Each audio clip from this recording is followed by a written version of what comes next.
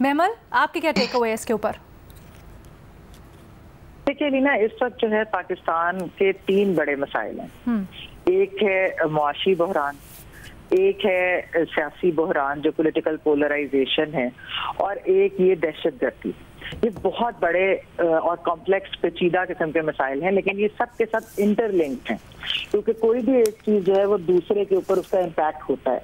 अब आप ये देखिए कि जब से ये फॉल ऑफ काबुल हुआ 2021 के बाद से, और कंसिस्टेंटली हमने देखा कि 2022 में कितने दहशतगर्दी अटैक्स है वो कितने बड़े, और 2023 में उससे भी डबल हो गए।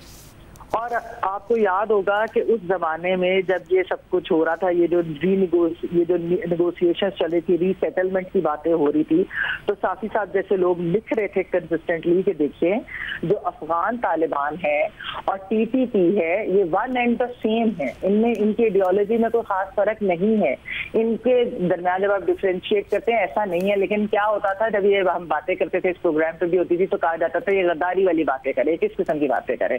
अब आप खुद देखें अलीना कि पिछले साल नेशनल सिक्योरिटी कमेटी की जो मीटिंग हुई, उसकी जो स्टेटमेंट जारी हुई थी, उसके अंदर ये कहा गया कि ये जो रिसर्जेंस हुई है टीटीपी की, ये कॉन्सिक्वेंस है उस सॉफ्ट कॉर्नर का इस दहशतगर्द जवाब के लिए, और थॉटलेस पॉलिसी का लफ्ज इस्तेमाल किया गया था, यानी कि गैर सोची समझी पॉलिसी जो है, जिसकी वजह से ना सिर्फ ये कि वो वापस पाकिस्तान आए, लेकिन उनके जो डेंजरस और हार्डेंड मिलिटेंट्स है उनको जेलों से भी निकाला गया एज कॉन्फिडेंस बिल्डिंग मेजर्स। ये इनकी ये स्टेटमेंट के अंदर है। अब आप ये देखें अलीना, इसमें जो रिस्पॉन्सिबिलिटी किसके ऊपर जाती है? वो जाती है उस वक्त आर्मी चीफ जनरल बाजवा और उस वक्त DGISI जनरल फैर। मतलब हम यहाँ पर पॉलिटिशियंस के ऊपर तो बात कर देते हैं या पॉलिटिकल हुकूमतों के ऊपर तो हम बात कर देते हैं, लेकिन हमें ये भी बात करना चाहिए कि उन्होंने कितना बड़ा जुल्म किया कि यहाँ पर हमने 20 साल और 70,000 लोगों की कुर्बानी के बाद जिन दहशतगर्दों को निकाला था, हमने दहशतगर्दी खत्म की थी, उन्हें आपने वापस ला के खुद आपने रीसेटल किया। सोचा क्या था आपने उस वक्त? ये चीजें, इसके ऊपर सवाल बिल्कुल उठने चाहिए। और जो मैं बात कर रही हूँ कि ये तीनों चीजें जो है इंटरलिंक इसलिए हैं कि देखिए लीना, हमने देखा जब सवात ऑपरेशन हुआ वो किस वजह से हुआ? पॉलिटिकल कंसेंसस बनी। पॉलिटिकल कंसेंसस के बगैर कोई चीजें नहीं होती। फिर APS का अटैक जब हुआ, उसके बाद उस ट्रेजेडी के बाद सारी सियासी जमातें इकट्ठी हुई और फिर उन लोगों ने तय किया, और फिर ये दहशतगर्दी के खिलाफ एक पूरी जो है वो हमने जंग जीती। तो इस वक्त एक मसला बहुत बड़ा नजर आ रहा है, वो ये है कि आप कह लें कि कंसेंसस नहीं है, यानी कि ना ये है कि वो सियासी जमातों के दरमियान या ओवरऑल भी जो एक पॉलिटिकल कंसेंसस की जरूरत होती है। ऑपरेशन का ये सूरत हाल से मवाजना करना ठीक होगा, क्योंकि जैसे आज क्लेरिफाई किया DGISPR ने कि ऑपरेशन की तो कोई सूरत हाल है ही नहीं। वो तो जो रोज के ऑपरेशन होते हैं, नया ऑपरेशन उस तरह स्टार्ट नहीं करने जा रहे।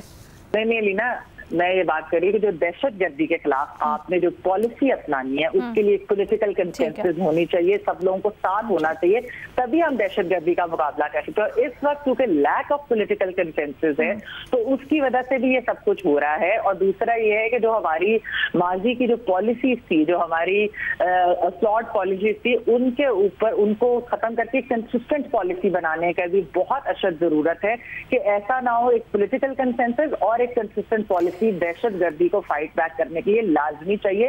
ये जो इस वक्त पॉलिटिकल पोलराइजेशन और जो इस वक्त मामला जा रहे हैं, जिस तरह भी सिर साहब भी बात करेंगे, कोई चार्जशीट हो, ये साफी साहब ने भी पूरी एक बहुत एक्सप्लेन जिस तरीके से की है, अगर ये इस तरह से चल रहा है तो फिर हम कैसे दहशतगर्दी का मुकाबला करेंगे? तो मेरे लिए तो सबसे अहम जो चीज है वो ये है कि फोकस होना चाहिए जो इस वक्त दहशतगर्दी चल रही है TTP की तरफ से और अफगान गवर्नमेंट की जो फैसिलिटेशन है, उसके ऊपर एक प्रॉपर पॉलिसी बननी चाहिए। पार्लियामेंट को एतमाद में लेना चाहिए, सियासी जमातों को एतमाद में लेना चाहिए, और फिर उसका मुकाबला करना चाहिए। क्योंकि दहशतगर्दी का मुकाबला आप without political will, political consensus नहीं होता, क्योंकि जब पॉलिटिकल कंसेंसस होती है लीना, तब अवाम में कंसेंसस बनती है। पॉलिटिकल कंसेंसस के बगैर अवाम में भी कंसेंसस नहीं बनती है, हम पहले भी देख चुके हैं। तो इसलिए मेरे नजर में ये बहुत जरूरी है। ओके, इरशाद भट्टी साहब, क्या आज की प्रेस कॉन्फ्रेंस वजीर आला खैबर पख्तूनख्वा और खैबर पख्तूनख्वा हुकूमत के खिलाफ चार्जशीट है? पहली बात तो ये है मैडम शेख कि जो कुछ सलीम साफ़ी साहब ने कहा उसी को आगे बढ़ा रहा हूँ कि ये कुछ नया नहीं है। ये जो अज़्म इस्तेकाम पाकिस्तान है, ये सरताज कमेटी रिपोर्ट पढ़ लें, उसमें भी है। नेशनल एक्शन प्लान के 12 पॉइंट्स ख़ास तौर पर जो हैं वो इसी के इर्द गिर्द घूमते हैं।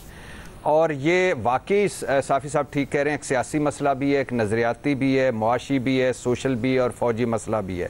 और ये वाकई लाइल्मी भी है, बेखबरी भी है और इसके साथ बदनीति भी है और सियासी नफ़रत और तकसीम की वजह भी है।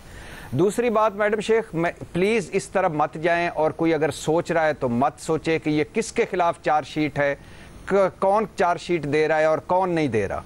कोई गवर्नर राज नहीं लगना चाहिए, कोई नया एडवेंचर नहीं होना चाहिए केपी में, कोई नफरत और तकसीम को मजीद बढ़ावा देने वाला एक्शन नहीं होना चाहिए। ऑन बोर्ड लें सबको और सब मिलकर आगे बढ़ें, तभी सभी की फतह है, तभी पाकिस्तान जीतेगा। तीसरी बात मैडम शेख कि जो कुछ DGISPR ने कहा बिल्कुल ठीक कहा, बहुत सारी बातें उनकी ठीक हैं। सियासी और गैर कानूनी माफिया इस ऑपरेशन को मुतनाज़ बना रहा है, बिल्कुल बना रहा है। इंतहाई संजीदा इशू को सियासत की भींट चढ़ाया जा रहा है, बिल्कुल चढ़ रहा है। ये दहशतगर्दी के ख़िलाफ़ एक मरबूत मुहिम है, ऑपरेशन नहीं है, बिल्कुल ठीक है। दहशतगर्दी के ख़िलाफ़ जंग हमारी बका का मसला है, बिल्कुल है। और फेक न्यूज़ और झूठा प्रोपेगेंडा हो रहा है, बिल्कुल हो रहा है। और दुश्मन मुत्तहद है और हम तकसीम है, बिल्कुल ऐसे ही है। और मैडम शेख इसमें सियासी माफिया भी हो सकता है, तेल माफिया भी है, बॉर्डर माफिया भी है, स्मगलिंग माफिया भी है और इनसे जुड़े बड़े बायसर किरदार भी हैं। और वो भी हैं जो इस्टेब्लिशमेंट्स के ख़िलाफ़ सोच रहे हैं और वो भी हैं जो हुकूमत के ख़िलाफ़ हैं और वो भी हैं जिनके माली फ़वायद हैं।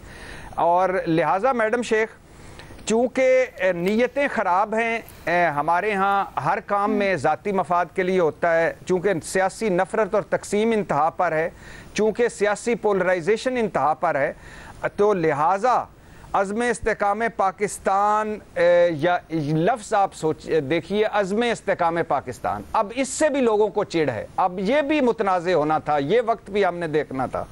क्या दहशतगर्दी की नई लहर ख़त्म नहीं होनी चाहिए? क्या ये मुल्क में अमन नहीं होना चाहिए? ये जो रोज़ हम शहादतें देते हैं, रोज़ नुकसान करवाते हैं, ये ख़त्म नहीं होना चाहिए? होना चाहिए। लेकिन हुआ क्या, इधर ये बात हुई, उधर कंफ्यूज नाअहल हुकूमत ये तक ना समझा सकी कि ये ऑपरेशन है, ये विजन है, ये हिकमत अमली है। क्यों नहीं समझा सकी? क्योंकि एक तो इनकी साख ही कोई नहीं है, दूसरा इनके पास मैंडेट ही कोई नहीं है, तीसरा इनको खुद भी पता नहीं था। और दूसरी तरफ अपोजिशन मैडम शेख पूरी बात समझे बिना, पूरा क्या मौलाना साहब, क्या अचकजई साहब, क्या इमरान खान साहब, क्या ANP, क्या जमात इस्लामी, सब ने यकसर मुस्तरद कर दिया। भाई एक मरतबा बैठते तो सारे मिलकर, एक मरतबा बात तो करते कि है क्या, असल चीज़ क्या है। गलत फहमियाँ पैदा हुई मैडम शेख। और ये जो बन्नू वाक़या है जो कि अफसोसनाक है, बन्नू वाले सारे लोगों को ऑन बोर्ड लेना चाहिए। एक तरफ महंगाई, बेरोज़गारी, गुर्बत है और केस हैं, मुकदमे हैं, पहले ऑपरेशन की कहानियां हैं, दूसरी तरफ ये साखलेस हुकूमत है और अब एक जंग सी कैफियत है और हमने जंग लड़नी थी दहशतगर्दी के खिलाफ और हम आपस में लड़ रहे हैं। और आखिरी बात मैडम शेख, हमारा दुश्मन मुत्तहद, हम तकसीम, दहशतगर्दी बुरान बड़ा शदीद होता जा रहा है।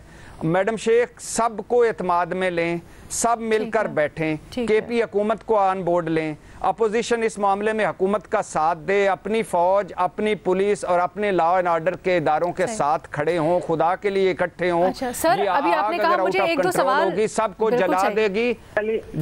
और आखिरी बात मैडम शेख, मेरे लिए या हमारे लिए सियासत अहम नहीं है, कोई पार्टी इतनी अहम नहीं है जितना मुल्क अहम है। लिहाजा इस मुल्क के लिए जान भी हाजिर है, इस मुल्क के लिए सारे मिलकर आगे बढ़ें। बेशक सर, लेकिन ये बताइएगा, आपने खुद कहा कि सियासत की भेंट चढ़ा है मामला, आपको भी ये फील हुआ, कौन सियासत की भेंट चढ़ा रहा है? कौन है ये पॉलिटिकल माफिया जिसका DGISPR ने भी बात की आपके ख्याल में? एक तरफ है ये हुकूमत जी और ये माफिया, ये जो सियासी माफिया है कि इमरान खान पर मुकदमा कर दो बगावत का और पार्टी बैन कर दो और सारा कुछ उनसे छीन लो। दूसरी तरफ है तरीके इंसाफ जो अगर अब ये ऑपरेशन अज़्म इस्तेकाम पाकिस्तान है तो इसको भी वो गलत कह रही है।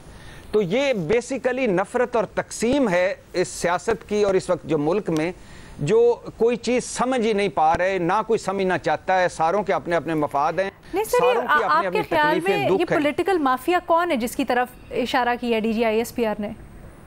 DGISPR साहब ने तो पाकिस्तान तहरीक इंसाफ के हवाले से बात की है, लेकिन मैडम शेख सिर्फ पाकिस्तान तहरीक इंसाफ नहीं है।